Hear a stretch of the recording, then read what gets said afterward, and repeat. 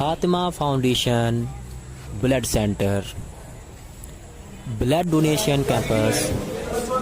Thalassaemia में खून अतिया कीजिए और मासूम बच्चों की जान बचाएं। जो कैंपस दोपहर 2 बजे से रात 11 बजे तक जारी था। एड्रेस मोहम्मद सलीम फरजंद भट्टी एडवोकेट, पत्तोकी रोड, छांगा मांगा।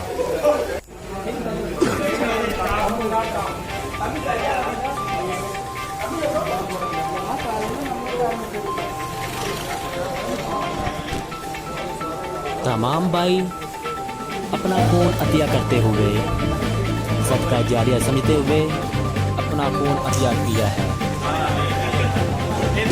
कैमरामैन बिलाल मुर्तज़ा भट्टी के साथ फरमान अली